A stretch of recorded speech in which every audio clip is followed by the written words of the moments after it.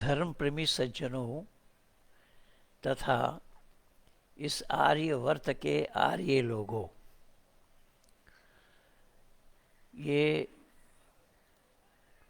दुर्भाग्य की बात है कि आज आर्यवर्त के लोगों को या आर्यवासियों को, आर्य कहलाने वालों को ये सुनना पड़ रहा है। मौलाना महमूद मदनी ने जो शब्द कहे ये कतई बर्दाश्त के काबिल नहीं है। इस आर्यवर्त वालों को चाहिए, आर्य लोगों को चाहिए कि डट कर इसका विरोध करें और संभव हो तो उन्हें उनका रास्ता बता दिया जाए। महमूद मदनी ने कहा, अगर हमारा मज़हब तुम्हें सहन न हो तुम इस देश को छोड़कर जा सकते हो। देश का दुर्भाग्य ये है कि जिन्हें हमने शरण दिया, जिन्हें हमने अपने निवाला काट करके खाने को दिया, ऐसे लोग ही आज ये बात कह रहे हैं। जो देश अग्नि, वायु, आदित्य, अंगिरा का है, कपिल, कनाद, पतंजल, गौतम, जैमिनी, व्यास आदि ऋषियों का है, जिस देश में इन सारे ऋषियों ने जन्म लिया है, इन ऋषियों का किया हुआ कार्य है। ऋषियों ने वेद, वेदांग, दर्शन, उपनिषद आदि से लेकर के गीता, रामायण, महाभारत आदि का प्रचार और प्रसार किया। ऐसे देश के निवासियों को एक अरब का रहने वाला अरबवासी ये कह रहा है ये देश को छोड़ो। ये कितना बड़ा दुर्भाग्य है इस देश के लिए। मैं इसलिए कह रहा हूँ कि ये महमूद मदनी वाकई में पढ़ा लिखा नहीं है, ये बिल्कुल अपढ़ है, क्योंकि इनके अधिनायक भी पढ़े लिखे नहीं थे। तो ये कहाँ से होंगे? अगर इनकी पढ़ाई है तो इस्लामिक पढ़ाई है। इनके घर में आंख खुलते ही इनके कान में अजान लगाई जाती है अल्लाहु अकबर की। भारतवासियों को इस पर विचार करना चाहिए कि ये शब्द अरबी के हैं, ये शब्द भारतीय हैं। जब कान, इसके आँख खुलते ही इसके कान में अरबी आवाज़ सुनाई गई, ये देश इनका क्यों और कैसा होना संभव होगा? पहली बात। दूसरी बात यह है कि जब ये बोलना सीखते हैं तो तब सबसे पहले इनको बोलने के लिए सिखाया जाता है ला इलाहा इल्लल्लाह मुहम्मदुर रसूलुल्लाह, नहीं है कोई माबूद सिवा अल्लाह के, मोहम्मद अल्लाह का रसूल है। ये मोहम्मद है कौन? मोहम्मद है इस्लाम के प्रवर्तक, अरब देश में जिनका जन्म हुआ, तो अल्लाह के नाम के साथ इनका नाम जुड़ा हुआ है और इनको ये बताया गया है कि तुम ला इलाहा इल्लल्लाह मुहम्मदुर रसूलुल्लाह बोलो। लेकिन इस देश के आर्य लोग, इस आर्यवर्त के आर्य लोग एको देवा सर्वभूतेषु गुणा सर्वव्यापी सर्वभूतांतरात्मा ये बतलाते रहे कि नहीं है कोई उपासक एक परमात्मा को छोड़कर, जो इस दुनिया का बनाने वाला रचनाकार हैं, रचयिता हैं, सृजनकर्ता, सृष्टिकर्ता, पालन करता है, वो एक है। न द्वितीयो न तृतीयो चतुर्थ न प्युच्यते न पंचमा न षष्ठः सप्तम न प्युच्यते न अष्टम न नवम दसम न प्यु। एक से लेकर के 10 तक गिनाते हुए कहा क्या है दुनिया के लोगों, वह परमात्मा केवल एक है, वो 2 4 6 8 10 नहीं है। तो फिर ये महमूद मदनी ये भारतवासियों को क्या सिखाना चाह रहे हैं, क्या बतलाना चाह रहे हैं? भारतवासी इस देश के छोड़कर चले जाएं। भारतवासी इस देश को छोड़कर कहाँ जाएंगे, जबकि भारतवासियों का ही ये देश है। तुम कहाँ से आए, तुम तो ढो रहे हो और उस अरबी को, तो तुम्हारा स्थान तो अरबी स्थान है।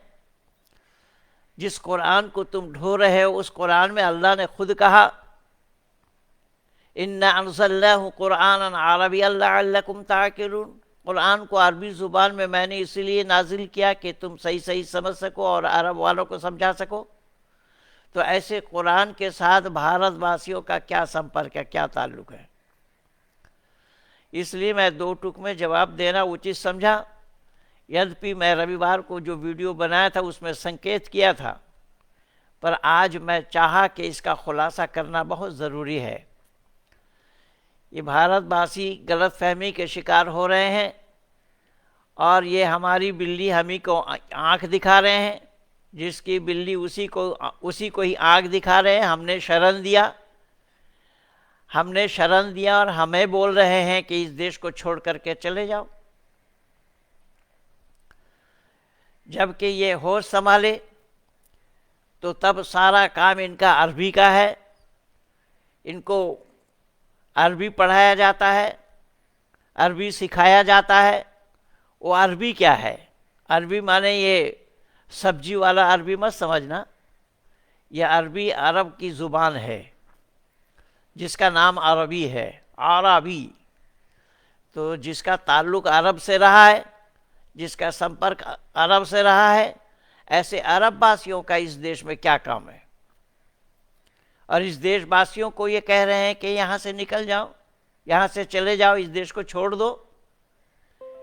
अब देखिए, इनकी हाजिरी भी अगर लगती है तो उसी अरब देश में लगती है।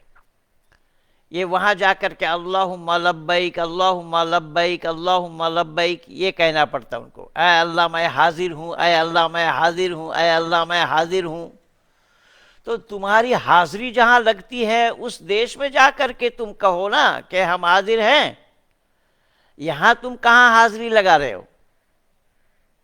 ये देश तो ऋषि मुनियों का देश है, यहाँ पर तुम्हारी हाजिरी लगना संभव ही नहीं है। तो जब ये होश संभाले तो फिर इनका उन्हीं अरब को याद करते हुए सुन्नत कराया गया। क्या ये सुन्नत की परंपरा भारत की है, भारतवासियों की है, भारत वालों की है? तो तुम भारत में रह करके सुन्नत को अपनाते हुए, सुन्नती परंपरा को अपनाते हुए भारतवासियों से किस हिसाब से कह रहे हो, किस मुंह से कह रहे हो, किस जुबान से कह रहे हो कि हमारा मजहब अगर सुबह सहन ना हो तो यहाँ से जा सकते हो? अरे जा सकने के लिए इन भारतवासियों की उदारता को तो देखो। तुम आए, तुम्हारे पूर्वज आए और यहाँ के सभी मंदिरों को तोड़ा, जो इतिहास साक्षी है। मंदिरों को तोड़ करके मस्जिद बनाए। सब कुछ करने के बावजूद भी इन भारतवासियों की उदारता को देखो। तुम्हें एक देश दे दिया जिसका नाम पाकिस्तान बना, और इसके बावजूद भी तुम, इतनी हिम्मत तुम्हारी, इन देश के मूल निवासियों से तुम ये कहो कि देश छोड़ दो। भारत सरकार को चाहिए फौरन इसको अरेस्ट करे और इनको बंद करके पूछे कि ये देशवासियों को तुमने देश छोड़ने की बात क्यों और कैसे कही, जबकि तुम्हारा सारा काम अरबी का है, सारा काम अरब वासियों का है, अरब देश का है। अरब ही तुम्हारा तीर्थ स्थान है। तुम हज करने के लिए अरब में जाते हो, भारत के किसी भी तीर्थ स्थान को तुमने माना नहीं। तुम तो झूठ मूठ ये बतलाते हो गंगा जमुनी तहजीब। गंगा जमुनी तहजीब अगर तुम मानते होते तो गंगा का जल तुम पी सकते हो, गंगा में स्नान कर सकते हो। ये सब तुम्हारे लिए हराम है।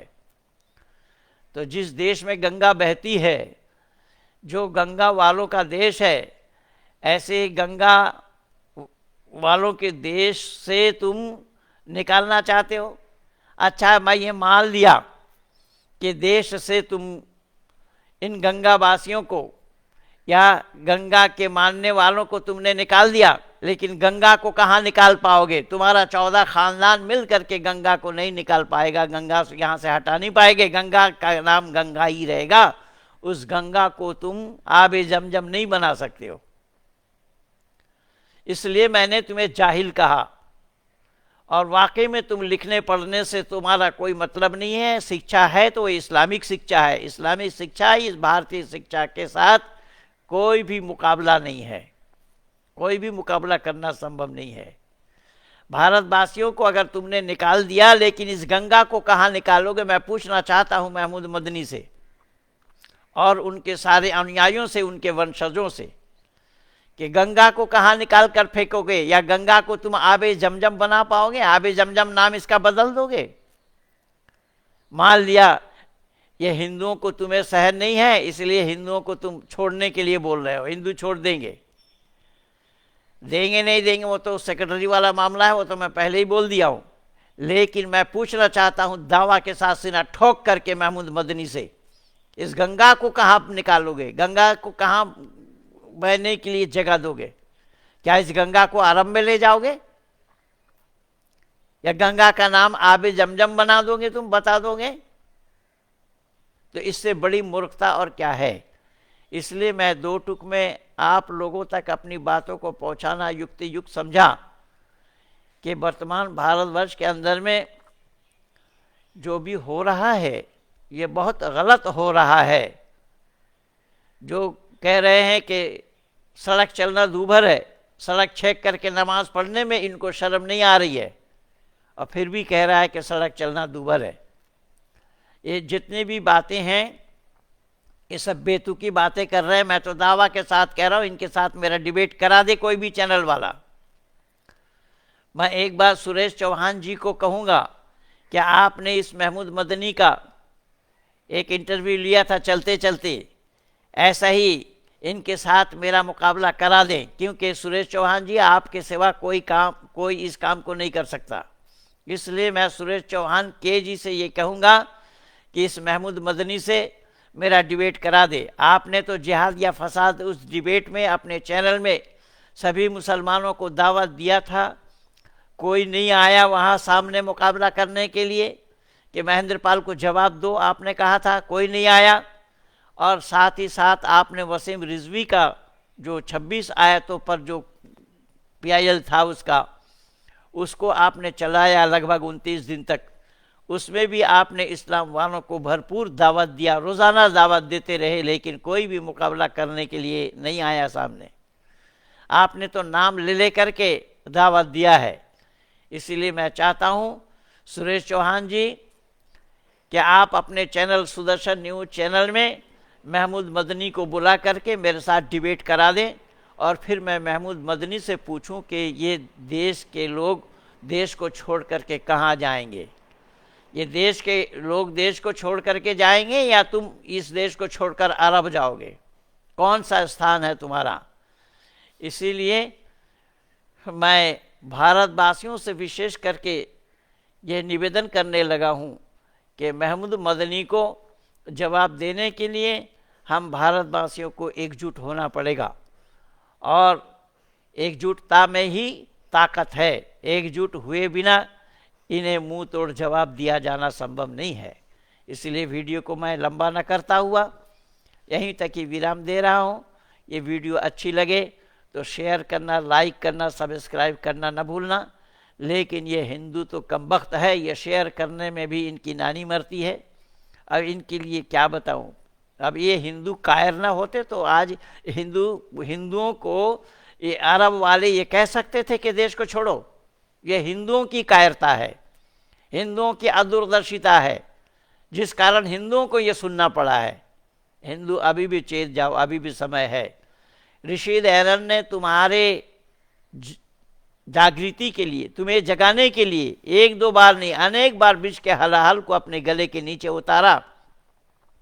केवल रशीद एरन को यही चिंता थी कि किसी तरीके से देश के लोग चेत जाएं, देश के लोग सो रहे हैं ये जग जाएं।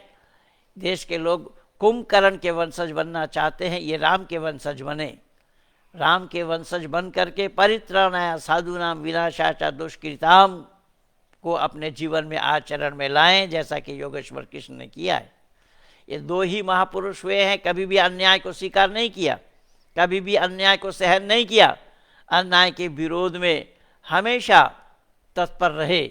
ऐसे ही राम और कृष्ण के वंशजों को इन बातों को सुन करके खामोश नहीं रहना चाहिए, चुप नहीं बैठना चाहिए, सब मिल कर के आगे आएं और इन दुष्टों को जवाब दें। इन्हीं शब्दों के साथ वाणी को विराम। पंडित महेंद्र पाल आर्य। आज 31 मई 2022 के दिन में मैंने महमूद मदनी के जवाब में 2 टुक में ये बात कही। धन्यवाद के साथ इस वीडियो को ज़्यादा से ज़्यादा आइकन बेल दबाएं, सब तक पहुंचाएं। ये आप लोगों का परम कर्तव्य है। धन्यवाद।